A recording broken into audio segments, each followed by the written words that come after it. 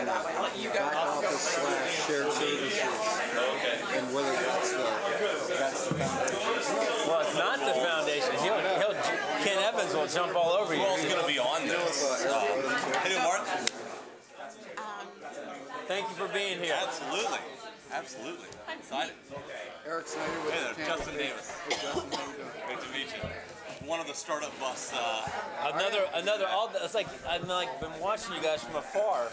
Oh man, what a trip! Oh, dude. Well, I went With me. back he when was I was wearing at, it. Phone had at to do Crave it. Loafing in the 90s, where it was I was Weekly cleaning Planet it. time. I went to South by Southwest as a music writer. Over a couple options. Wild time. I mean, I was younger, but 2 hours of sleep just wasn't cutting it for me. I know, right? That's pretty much what we got the entire time. And we were supposed to be building a You business. didn't go to the shows and then you invite shows and then you invite after parties. You're wasting your time. Right? Yeah, absolutely. County picks it up. Oh man, I didn't even go to South by. I didn't even go to South by. I went to the startup bus thing, went to the competition, and then flew back to Tampa from San Antonio. So I didn't even get into South by bus. Yeah. But even just the startup bus thing was. Signal, but Pardon my ignorance, but the startup bus, I understand as a concept. Is it an actual vehicle? Yeah. So you get on a bus Sunday morning in Tampa. It's global. It's not just And then national. we pull that phone. Right, yeah. But this one happens nationally. 7 buses, one leaves from Seattle, Mexico City, Silicon Valley, New York, Nashville, Tampa, and another one. I can't remember. Canada. Anyway, you get on the bus Sunday morning, and the bus goes from here to Atlanta, Atlanta to Baton Rouge to San Antonio. Spend the night in Atlanta, Baton Rouge on the way. And you basically have that time to build a company. And when you get to San Antonio, you do pitches, and you go through a round of pitches from qualifying, semifinal, finals. And then eventually do final pitches in front of like Guy Kawasaki, Robert Scoble, and so on and so forth. So, yeah. How did you guys do in San Antonio? We did pretty well. We got, our team got to, we just barely didn't make the finals. We were like one team away from making the finals. Yep. Bell Lush? Yeah. Yeah. I was pulling for you guys. I thought you were going to make it. I know. I was online. I was like, Crappy. I was going for one, which isn't really fair, but Are you Startup Bus FL? Yep. Yeah. I think so. Yeah. Is that the hashtag? Hashtag startup bus. Yeah. 813-767.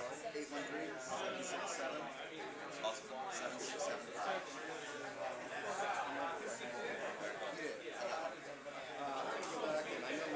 Yeah. yeah. So the guys made out pretty good in the end. Yeah. So, but I think Martin is probably going to quit. Who's our CTO? So Martin, I think, he's just not a big company guy. And My first time. What's your first time? Yeah. he's a startup bus virgin. That's right. I've done 7 startup weekends. Right. But I've never done startup bus.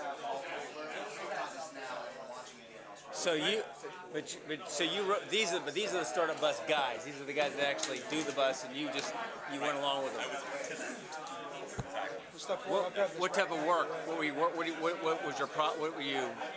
The business that we were working on? Yeah. It's called Bell Lush. It was a makeup app. A makeup a app? makeup discovery thing. Oh my God, my daughter would love that. So what you do is, in a nutshell. Seriously, I love it because it's about buying makeup. I got a 14-year-old we went to Brandon Hell yesterday, this Ulta store, because my daughter had to go. Oh, yeah. And we took my Oh wife. man. Oh, Let me no, tell dude, you what, you're in the wrong place. You So don't you want her to have this app. Because basically what you do is you do your makeup, you take a picture of your face, and you tag what products you use to get that look. And then you there's get the a bill big for- feed, and then you can go look at everybody's looks, and then buy the makeup right from the app. You don't understand. The checkout would be like $300 every time. You don't get it. So we talked to the CTO of Birchbox, spends who was really interested. I don't know if you know. So the person I did the interview guys. for at Startup Prime Global is actually Pearson Green, who funded Birchbox. Really? Yes.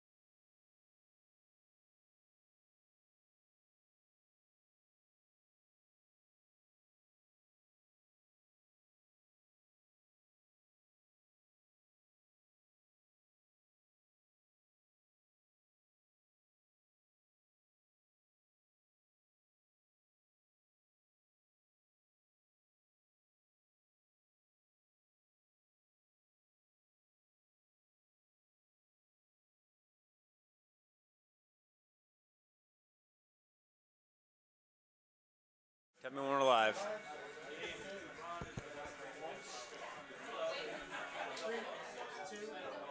All right, it's Friday. It's beautiful. It's a glorious day. It's why everybody in the world wants to be living in Tampa, Florida. I mean, we're talking about starting up businesses in a place where it's cold and rainy and nasty and sleety. Tampa Bay is beautiful. And we've got around the table are the folks that have really led one of the most exciting and actually most covered exercises in audacity in really the last, year. I mean, it's amazing what these guys are doing with startups. We got the Startup Bus guys who led a group, an intrepid group to South by Southwest. And they just got back. They've been in the press because they had some interesting things that occurred to them, but also some interesting responses, which actually showed you just how cool this movement is, because people stepped in and really helped out, and it's just amazing. We got some folks that have been involved in the startup effort for a long time, giving us capital from the government, but also some entrepreneurs who've done some amazing things. So we're just going to go around the table, introduce ourselves, and then we're going to have a freewheeling talk, because I want to talk to you guys with Startup Bus about why you're here, what you're doing, and how you're going to change the entire world. Lindsay, why don't we start with just kind of go around the table and introduce yourselves. I'm Stephanie Ashley. I am the Economic Development Manager with Hillsborough County Economic Development. I manage the EDI2 program. We are actually coming up on our third round of funding deadline. It's April the 1st, so get your applications in now, because we want to support organizations like Startup Bus, like, things like what Joy's doing with Bar Camp, so get your applications in now. And I said Lindsay, and Lindsay Kimball is the new head of the Economic Development Department at the County Center. Stephanie Ashley, who works with Lindsay. And what's really cool, too, is that Lindsay Kimball and the Economic Development Department are working on something that's going to be really neat, that they're just starting to work, they're going to be rolling out, which kind of shifts the focus from small business development to more of a startup exercise. So I'm looking forward to hearing about that. Hi, I'm Taylor Wallace. I moved here from New York City about 18 months ago to co-found the company WeView.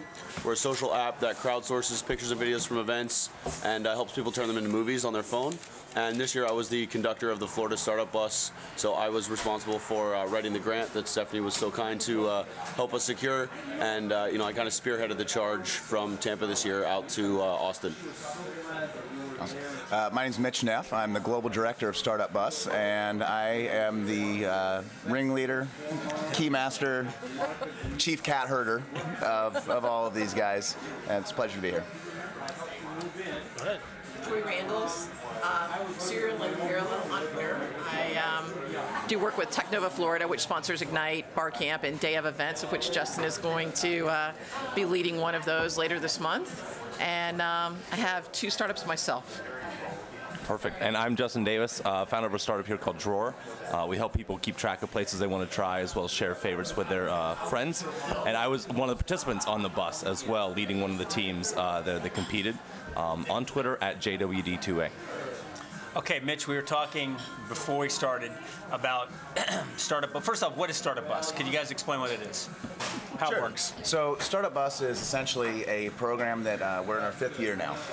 We take groups of entrepreneurs from any given city. This year we had 7 buses from around the U.S., Canada, and Mexico. Around 30 people per bus who decide what they want to work on that bus. They design, build, and launch a startup, a working, publicly available product in 3 days on a bus headed toward Texas. With really bad Wi-Fi. And no heat. And in some cases, no heat and power on the bus, yes. But Whoa. That didn't take long. hold on. Really bad Wi-Fi. What's the deal? I mean, I've been griping because our Heart buses don't have Wi-Fi. And I've been telling them that you guys could figure it all out and we could have Wi-Fi buses. It's great when you're in a place like Tampa or in a city like Houston or San Antonio. However, when you're in the middle of nowhere, Mississippi, the data signal kind of fades in and out a little bit. So it gets a little sketchy there in the open highway. Heart doesn't go out to the middle of Mississippi yet, but okay, all right. Okay, so continue. Well, I mean, that's basically the crux of it. And the amazing thing is to see what these guys are capable of producing in 3 days on a bus. Justin's team, for instance, he worked on a product called Bella Lush. By the time they showed up in San Antonio, they had a working web app that you could actually access and use. I mean, people were using it by the time they got to San Antonio.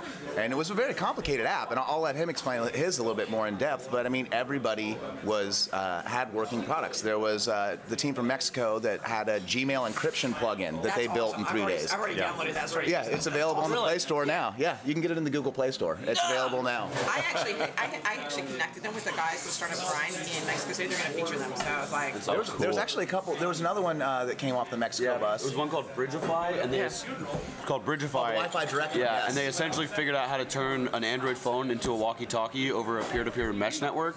So if the grid goes down and you have an Android phone with the KitKat operating system or later, it'll essentially send up to 150 meters a message. But if someone else has the app and they're 150 meters away, it'll send the message through someone else's phone. It can daisy chain Android devices. Okay, this is all Create blowing my ad hoc mind. mesh network. And it works. You can download it on an Android phone right It's now. funny. It's You called guys think Mark Bridgeify. knows what you're talking about. But that's No, kind of cute. It's like, no, and I saw a really cool. I'm trying to think. Because I'm cool. I read TechCrunch and GeekWire and all that stuff every day. I don't understand it, but I do read it, and TechMeme and Gigom and those. And what they're talking about was how you've got this generational gulf. The older guys that are sitting there going, okay, you know, make me something that actually is relevant. And then the younger guy's going, I want to make something that's really cool. And there's this gap between the two sides, and it seems to be growing. And I'm really eager to see Tampa Bay embrace what you all are doing, even though so many of us don't understand what it is. You know, I don't know if that gulf is growing. I don't agree with that. I think it's shrinking actually, Yeah. because there's a way that like what's really cool and what's needed kind of are the same thing. Our vision statement at Startup Bus is to support those that would disrupt the status quo to make a better world for us all. I love that. And that's really what we try and do. So you see some of these products coming off the bus. Some are consumer oriented, some are, you know, very maybe superfluous and like it's a quality of life thing or an add-on. Yeah. But some of them, But they're like enterprise Gmail stuff, encryption, yeah. that's a very real problem. Like encrypted private communication is something we hear about all the time. Yep. And those are the issues that are addressed. Relevant was probably a poor choice of words, and I don't think that's what they were using. I think it was just really this I mean, you're talking a language that a lot of folks don't understand, but which impresses the heck out of me. I mean, seriously, no. The fact that you've got this young body of individuals that are so business-driven and really interested in getting metrics and being able to measure and understand what your business. You understand your business. I mean, and the community seems to really be like a smart group of young people committed, like you said, to changing the world. And so I think that's impressive. But just when you listen to the language, I mean, it can be confusing and maybe off-putting to some. I'm not sure, but I think it's fantastic. It is, and the thing I've been most impressed with in my role, kind of having visibility into all of our communities around the world, all of our startup bus communities around the world, is the guys from Florida seem to be more business driven. You know, they understand their business, they understand their market validation better than a lot of the other communities. Okay, but I've heard before, you know, the story is if you really want to be in this business, you got to be out in California, you got to be in Austin. That's just not true. in Florida. Okay, That's just not true. Okay, just spell it right here. So I will. And the thing that Startup Bus aims to do the most is we refer to it as a democratization of Silicon Valley. So our goal is to take that Silicon Valley attitude out of California and into the heartland and past it over here. So we really want to see that deal flow. We want to see these people who are capable of these amazing things. They're not just in the Valley, and they don't have to go to the Valley. And that's an important thing to realize, that, you know, technology has enabled us to work in ways we have never been able to before. And that applies to startups as much as any other company. And just like you can have a teleconference with somebody in California, you don't have to take your startup to California to have it be successful and launch and grow. It still happens sometimes, but our goal is to keep those startups here in Tampa or in Kansas City or New York or wherever they're founded, is to keep them there at home and develop that ecosystem there rather than always exporting the talent someplace else. And you think, and I want to talk to Justin and hear more about what he pitched, but you think that Tampa Bay is on its way up? You think Tampa Bay is rising? Absolutely. I mean, I'm a perfect example. I moved here from New York City a year and a half ago. I've moved 13 times in the last 10 years, and this is the longest I've stayed in one place because the ecosystem here is supporting me in really interesting and amazing ways. Okay, wait. Okay, ecosystem. We have a startup ecosystem here. Absolutely. Because I hear we don't. No, I would not disagree true at all. Okay, That's not true at all. cool. No. So dispel it. Tell me what. We don't have a capital ecosystem, but we have a startup ecosystem. It's coming. So, yeah, I mean, Tampa Bay Wave is a great example, but I lived in St. Pete when I first came here, and there's plenty of startup resources there. You know, the greenhouse is doing some awesome stuff. I'm meeting investors that are trying to build new startup co-working spaces all the time. And I mean, yeah, there's people that understand what we're talking about. And if people are listening to this and they want to get involved and they've got a cool idea, and how do they get linked in? How do they find you guys? Show up at Tampa Bay Wave. I always tell people that's the best place to start. It's actually, most of us work out of there from the Tampa bus. Yeah. It really is. And I mean, there's so many, you know, the ecosystem isn't like this kind of formalized kind of network, right? It's this ad hoc grouping of meetups and user groups and random organizations and all that kind of thing that has created this pretty robust support system for all the people who want to be locked into it, right? So I mean, any week you want to in this town, you can find a user group or a meetup to go to where there are technologists who are actually building stuff today in Tampa Bay, and you connect with them, you form teams and all this kind of thing. So I mean, it's really vibrant. We were all at a huge event last night, just here, and then this morning, right? So in the space of 12 hours, right? Here's 2 technology-related things happening here in Tampa. And to that point, Justin and I actually went to the same college in Tennessee. Yeah. We both went to MTSU. We did not meet in college, had no idea who each other were until we both moved to Tampa and went to bar camp. And that's where we actually met. Right. And they were like, wait, I got his email address. I'm like, wait, you went to MTSU? That's kind of... But we did not even know each other until we both moved here and went to bar camp. And this is, I always tell this to Mark, is that, you know, the problem is it's not a formal system. And I don't care whether it's here or whether it's in Silicon Valley or New York or Austin or wherever it is, right? It is that ad hoc thing, and that's actually what makes it work. Yep. So everybody keeps trying to put this framework around it, which is BS. Yeah, you can't do that because that's just not how technologists work, That's right? Like, we're kind of in this profession because we're a little bit rebellious, we're a little against the grain, right? That's right. And so that ad hoc kind of pop-up nature of things is exactly how we prefer to work and prefer to operate. And we trust that system. We won't go work in the other thing we were talking about this morning. It's Right. like we're bad corporate citizens. We're horrible employees. I'm a terrible employee. Sure. Right. Oh, absolutely. Okay, all right. Because we have a government person sitting right here, and I've been telling. She's a good corporate citizen. She's good, very good. But I've been saying to Stephanie and Lindsay and Ron, who now is an assistant county administrator, which is great for the county, that the focus of the county has got to shift from corporate relocation, which is what we've always been. We've been about finding that large corporate entity somewhere else and saying, we're going to lure you with tax incentives and whatever else, and we're going to bring you to Tampa. You're going to bring a lot of jobs, and we're just going to keep doing that, and that'll make us big and great. Well, then that's been successful to some degree as well. To some degree. Well, exactly, and it's not like we have to do it. Nothing's ever an either or. You can do a lot, but it seems that what's really capturing the imagination of young entrepreneurs, and you look at these communities around the country, which are rising and are exciting, and people want to live there, and things are happening. You've got this entrepreneurial movement, which is, like I said, very rebellious, but also making things. And let me say, but are making things which are incredibly relevant because everybody's downloading them and wanting to use them. Yeah. And the big industry is finding themselves, like the media as well, sitting there going, we're not going to play. We don't have to play. And then they're just getting blown over by this tsunami of tech that's taking place. So now, I guess my question, you think it's happening here in Tampa Bay? Oh, without a doubt. Without a doubt. Without a doubt. I mean, there's ways that each of us are benefiting, even from the county. I mean, Hillsborough County was kind enough to actually, through the EDI2 program, was kind enough to actually support Startup Bus this year. And I mean, that was a huge thing. Hillsborough County was the only county to get involved with any of our buses this year and support one of our buses. Anywhere in the country. Right. Anywhere in the country. The Economic Development Innovation Initiative started by who? Started by Lindsay Kimball and Ron Barton. And a great, cool group. Okay, so that's cool. Now, let me ask you, do you think that we're going to see a return on the, I mean, we've invested several million, which is, peanuts when you look at how much money people are putting into economic development. But still, I keep saying to the community, I think there's going to be a return. Even though this is a very fractured movement and everybody, and it's not, you can't say there's any one leader, that over time there's going to be a benefit, a return on investment to the community. Oh, absolutely. Yeah. I mean, explain it. Let's just do some quick, back of the napkin math on this. So there was, and I mean, mean, it's public record. You can look it up. There was $17,700 that was given to Startup Bus in EDI2 grant money as a sponsorship. Of the 5 companies that were founded on Startup Bus, let's say 2 of those actually go on and are continuing in operation within a year or 2 years. Let's say one of those hires and creates 3 jobs. That's 3 jobs for $17,000. Which is way less than economic development normally pays for a job. Yeah. So I mean, We don't buy coffee for $17,000. Well, you do, but it's way less money than the county normally provides in incentives for a job. And you got 3 for less than what you would pay for 1. Okay, but isn't I mean, who provides when you start talking about creating an actual business entity?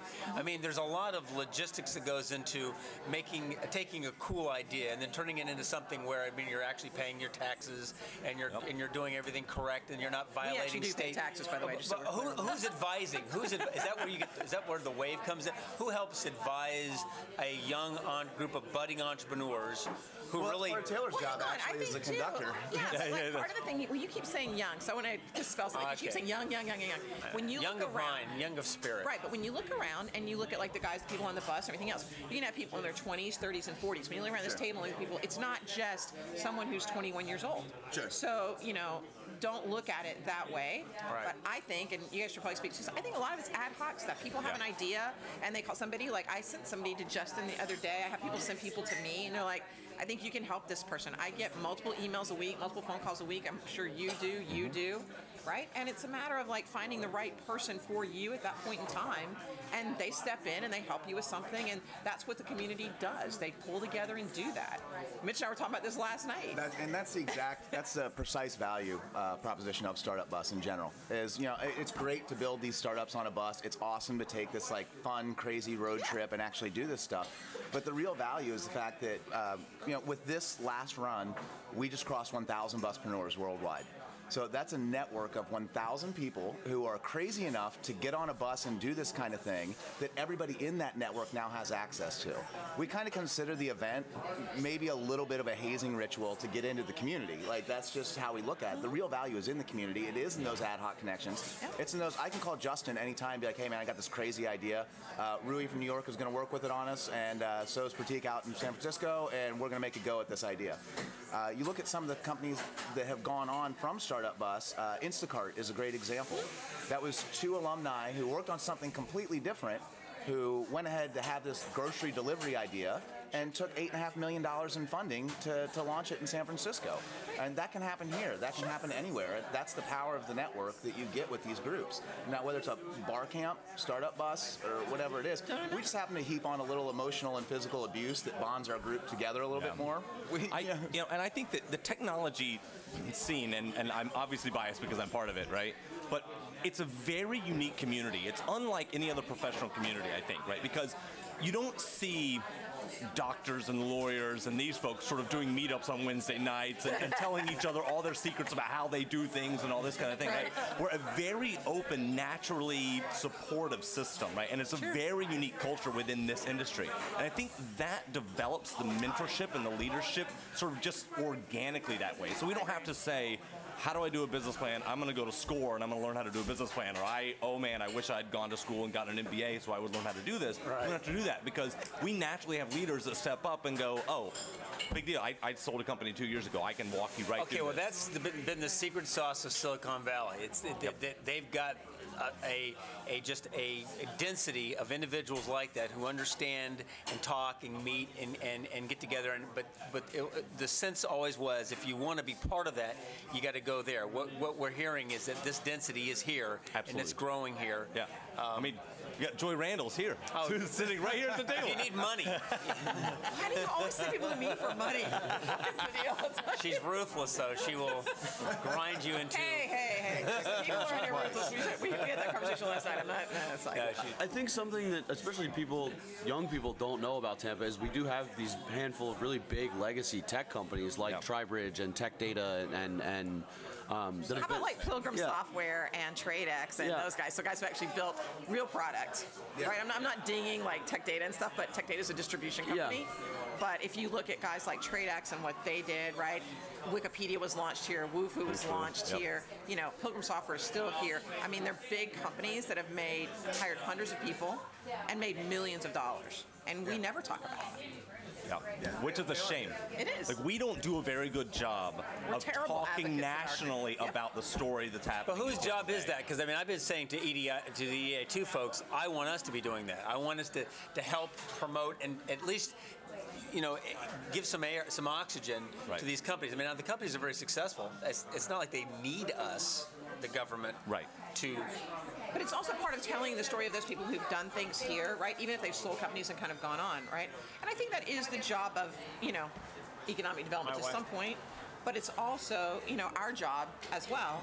And it's really the reason that I did Startup Grind, period, was to give that global attention, to shine a spotlight on this community. I think it's one of the reasons that Mitch does what he does with Startup Plus. Absolutely. Absolutely. There's a way that I think we're all correct, and I think that the county and the city ourselves, we need to lift those companies up and tell those stories. When we talk about the exciting things that are happening here, those legacy companies need to be a part of that story. Those are the people who laid the groundwork to make what we're doing possible. Absolutely. And you should tell Mark about Guy Kawasaki on stage. This is funny. That actually was a great one. So, like I mentioned, Hillsborough County was the only municipality. I still can't believe he's actually a person. I just think Guy it's like Kawasaki a product or something like that. That's the name, Guy Kawasaki. Guy Kawasaki. It sounds like a stuntman. He is a product too. But he was the glue at Apple. So when I was talking to him, he did mention, he's like, so who's Hillsborough County? I was like, well, that's Tampa, Florida. That's where we're from. That's where this bus came from. He's like, and they sponsored. This is the only.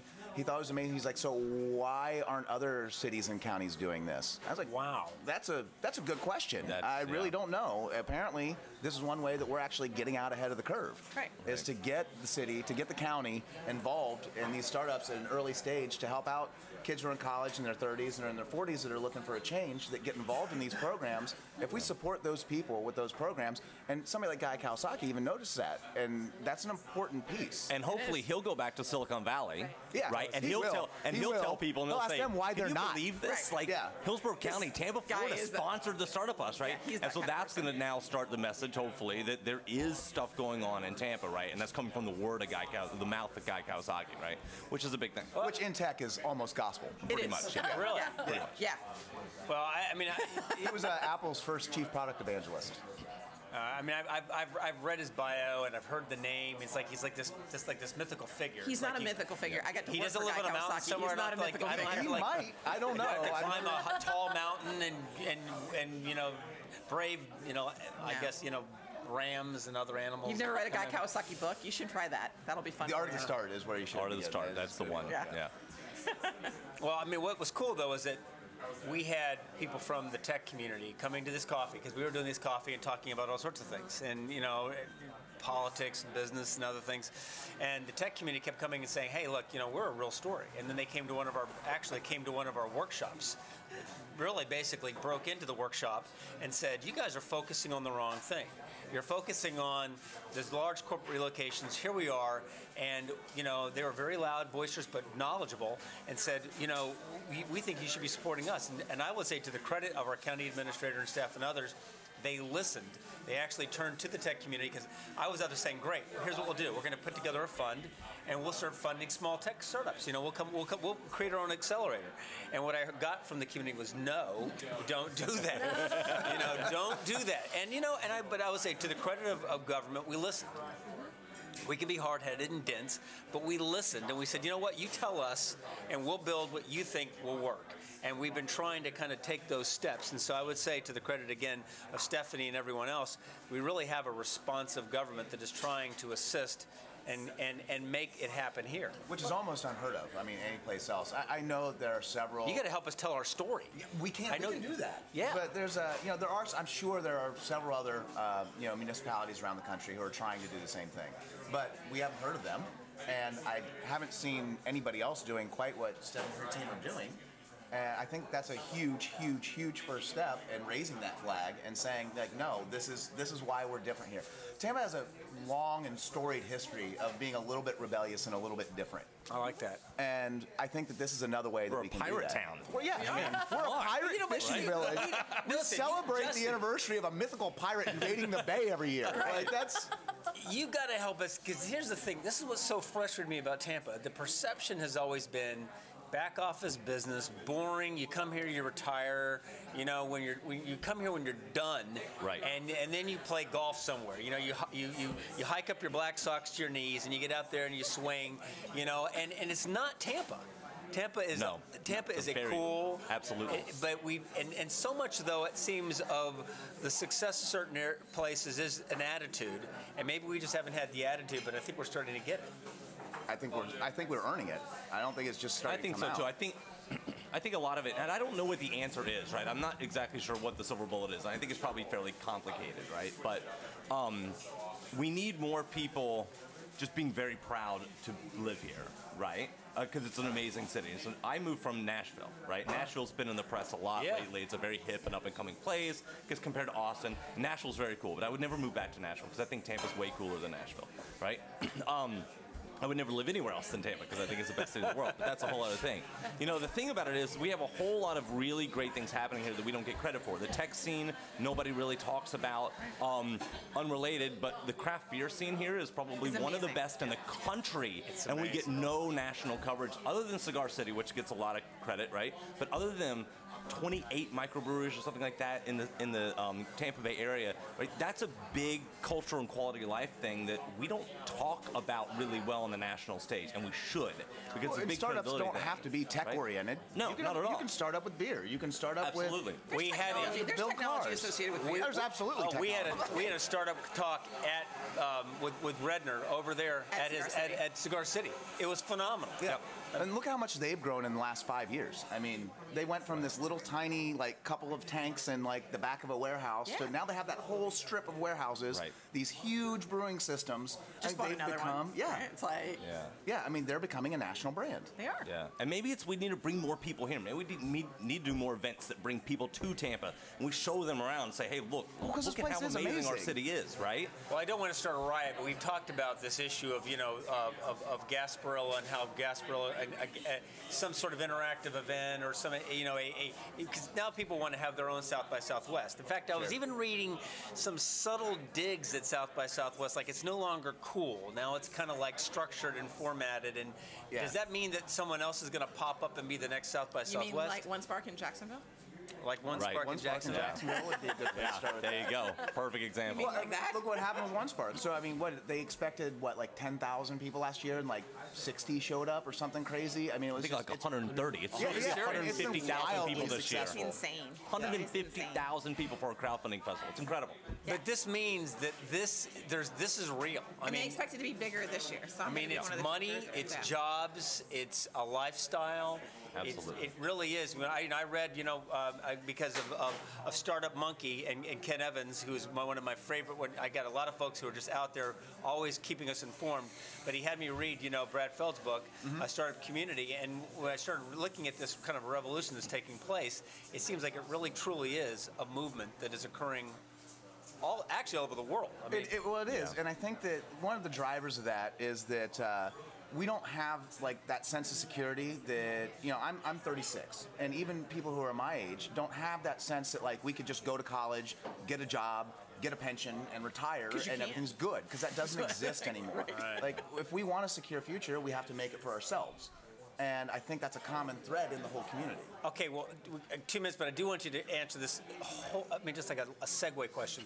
I've been reading Eric Schmidt's book, Digital Age, and in his preface he talks about the fact that here sits leaders of the world, government leaders, who are making some enormous decisions, and they are absolutely clueless about what's going on in the tech world.